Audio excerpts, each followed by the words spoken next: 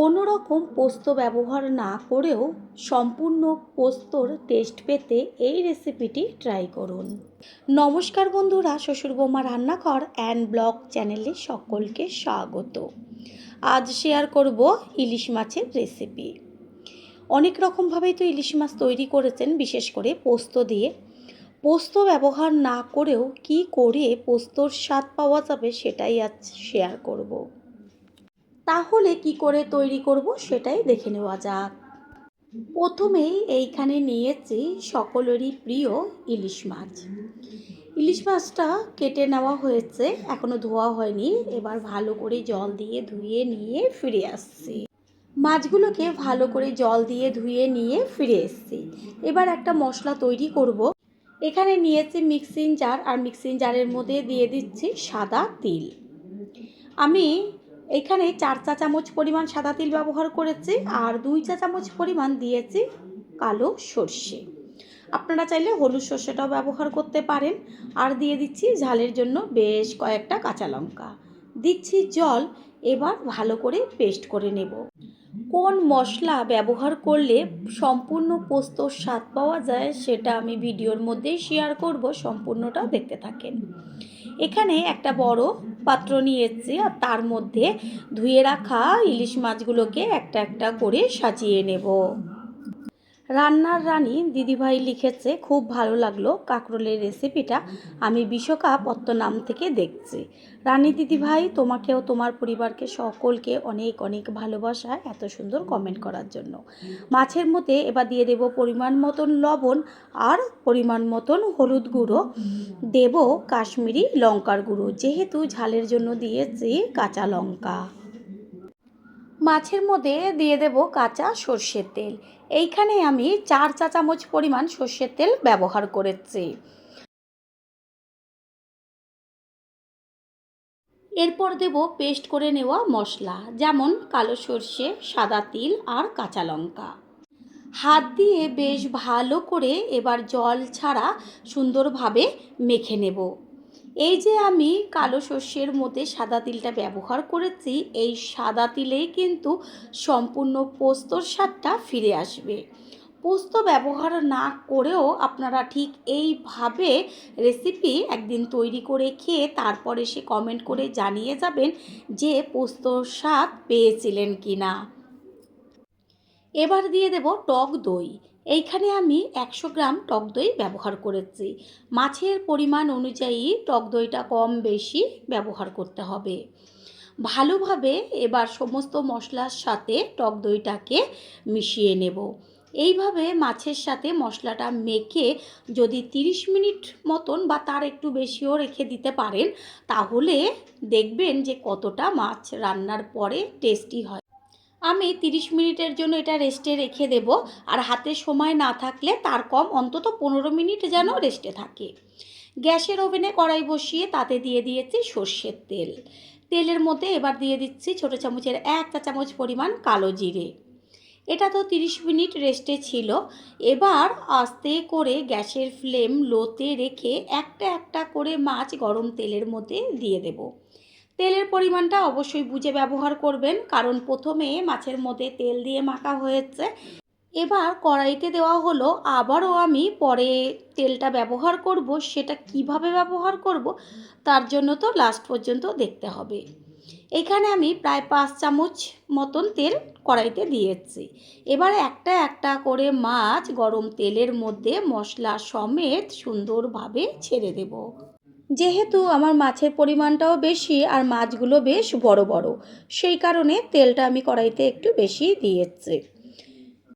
এইভাবে মাছ দেওয়ার পরে গ্যাসের ফ্লেম লোতে রেখে 3-4 মিনিট মতন ভেজে নেব।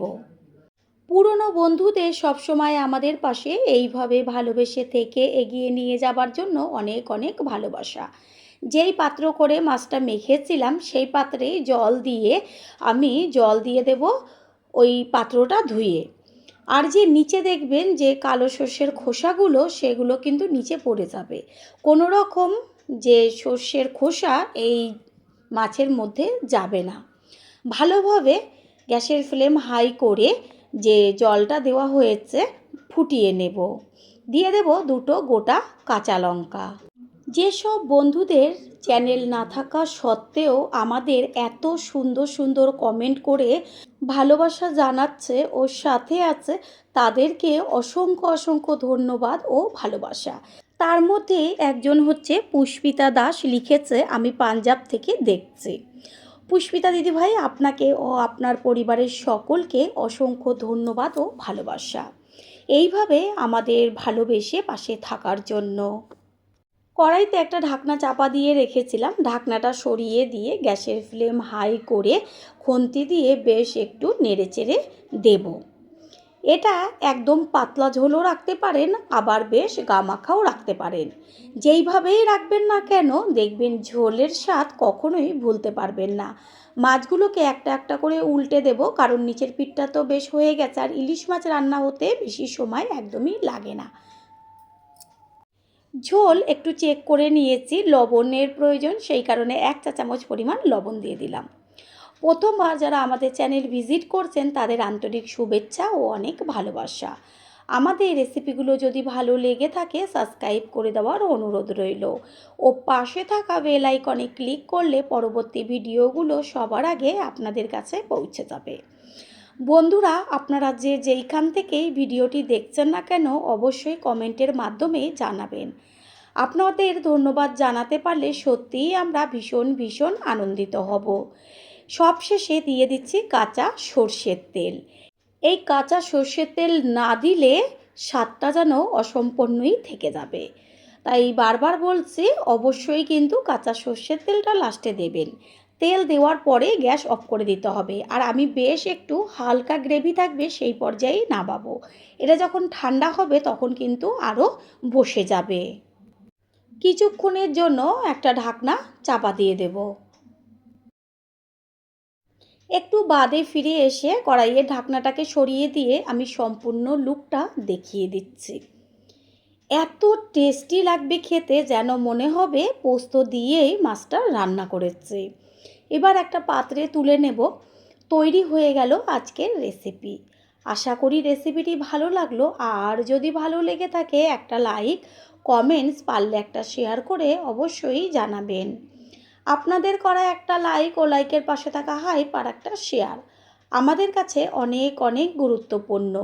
All friend, thanks for watching my video. আপনারা সকলে ভালো থাকবেন, সুস্থ থাকবেন। আবারও দেখা হবে অন্য কোনো রেসিপির এপিসোডে। পটল দিয়ে তো অনেক রকম রেসিপি তৈরি করে খেয়েছেন, তবে একবারের জন্য হলো এই রেসিপিটি ট্রাই করুন। গ্যারান্টি দিয়ে বলতে পারি একবার যদি তৈরি করেন, পটল দেখলেই এই রেসিপিটাই তৈরি করার কথা মাথায় আগে আসবে। নমস্কার বন্ধুরা, শ্বশুর বৌমা রান্নাঘর অ্যান্ড ব্লগ চ্যানেলে সকলকে স্বাগত।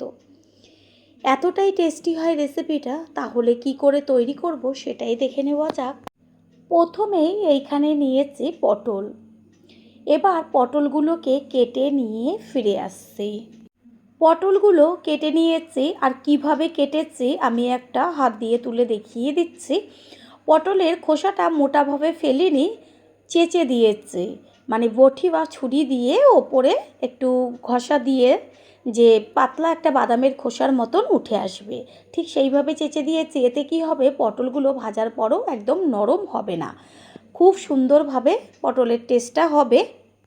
পটলগুলো জলে ভেজানো থাক, আর এইখানে আমি একটা ছোট বাটির মধ্যে দিয়ে দিচ্ছি 1 চা চামচ পরিমাণ ধনের গুঁড়ো, 1 চা চামচ পরিমাণ জিরের গুঁড়ো, 1 চা চামচ পরিমাণ হলুদ গুঁড়ো, আর দেব কাশ্মীরি লঙ্কার গুঁড়ো।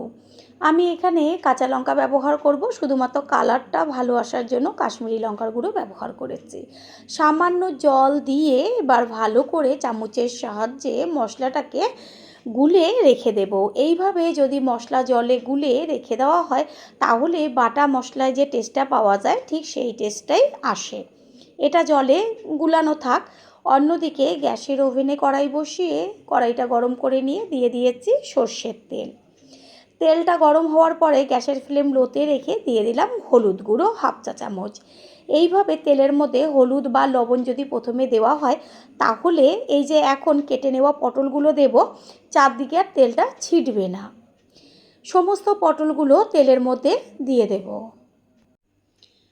গ্যাসের ফ্লেম হাই করে 2 থেকে 3 মিনিট মতো পটলগুলোকে আগে ভেজে নেব, যেন পটলের থেকে জলটা না বেরিয়ে আসে।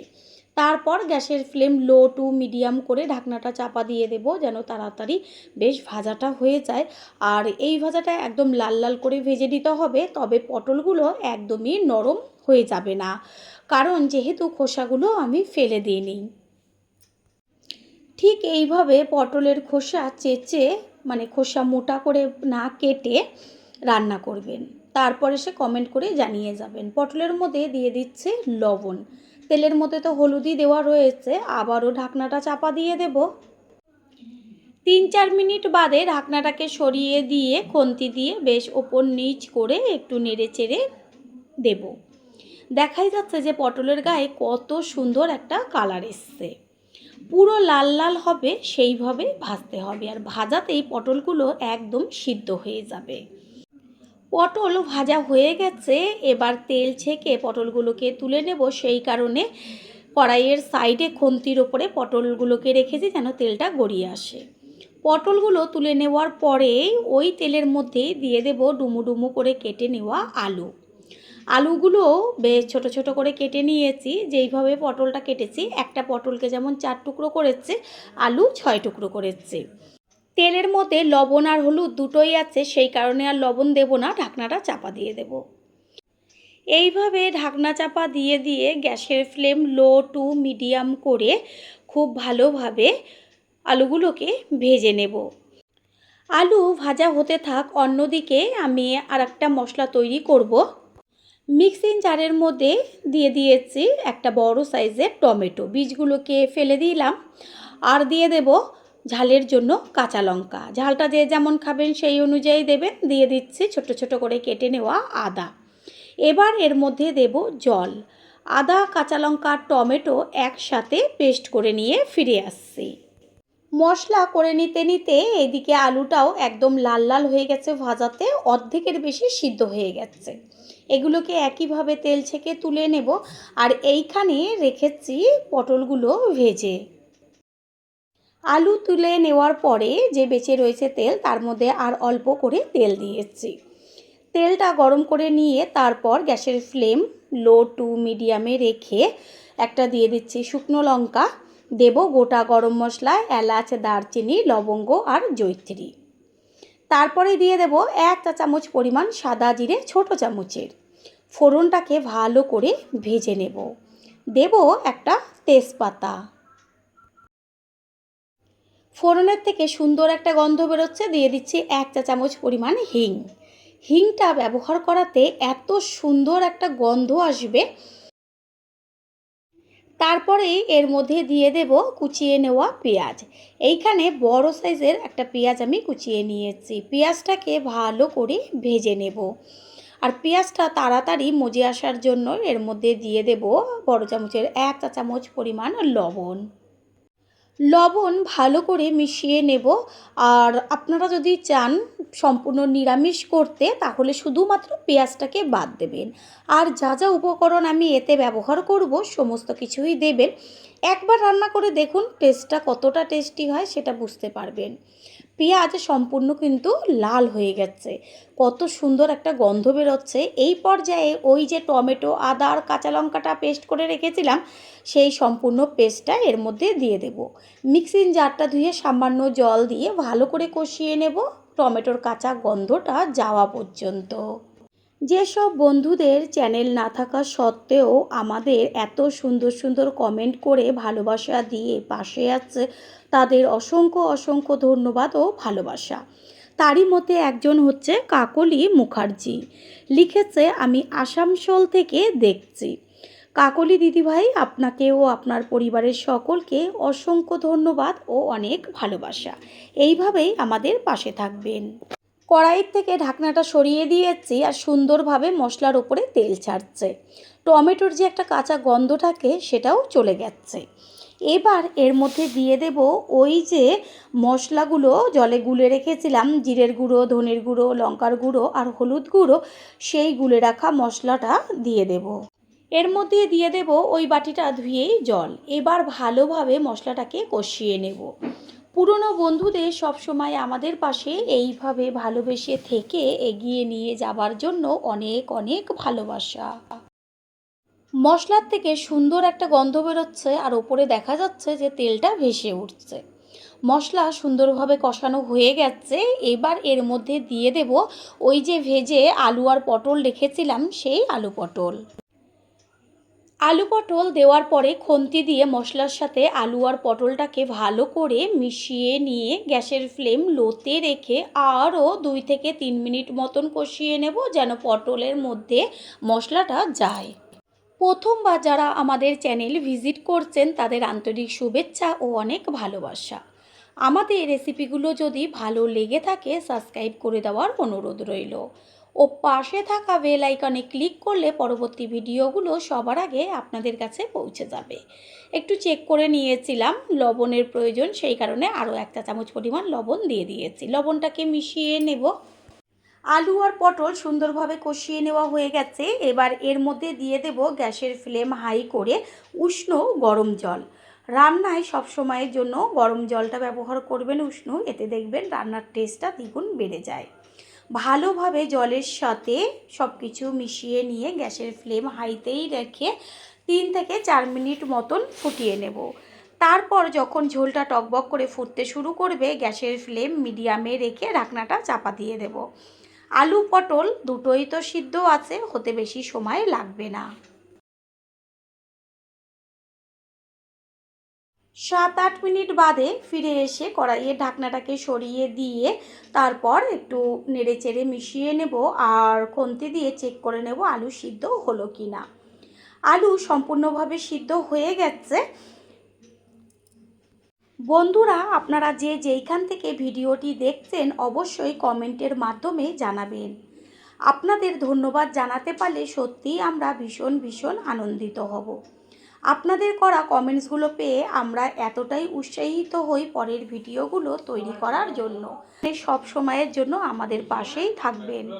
সমস্ত কিছুর ব্যালেন্সটা ঠিক রাখার জন্য দিয়ে দিলাম ছোটো চামচের 1/2 চা চামচ পরিমাণ চিনি। চিনিটাকে মিশিয়ে নেব। এবার দিয়ে দেব 1 চা চামচ পরিমাণ গরম মশলার গুঁড়ো। গরম মশলার গুঁড়োটাকে মিশিয়ে নেব আর ঝোল যতটুকু দেখছেন ঠিক এরকম পর্যায়ে নামাতে হবে, কারণ এটা ঠান্ডা হওয়ার পরে অনেকটাই বসে যাবে। বেশ অল্প একটু ঝোল ঝোল থাকবে, সেটা দিয়েই কিন্তু ভাত, রুটি, লুচি, পরোটা সমস্ত কিছুই জমে যাবে, একদম যেন শুকিয়ে না যায়। সবশেষে দিয়ে দেব 1 চা চামচ পরিমাণ গাওয়া ঘি। ঘিটাকে মিশিয়ে নিয়ে গ্যাসটা অফ করে দিয়ে একটা ঢাকনা চাপা দিয়ে দেব।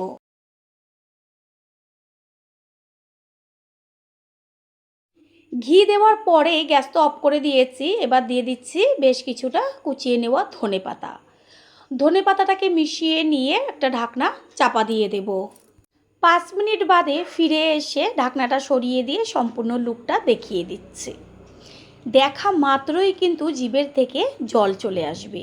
এবার একটা পাত্রে তুলে নেব। কতখানি ঝোল রেখেছিলাম আর ঠান্ডা হওয়ার পরে কতটা টেনে গেছে, সেই জন্যই বলছি একটু ঝোল থাকা অবস্থাতেই কিন্তু গ্যাসটা অফ করে দেবেন।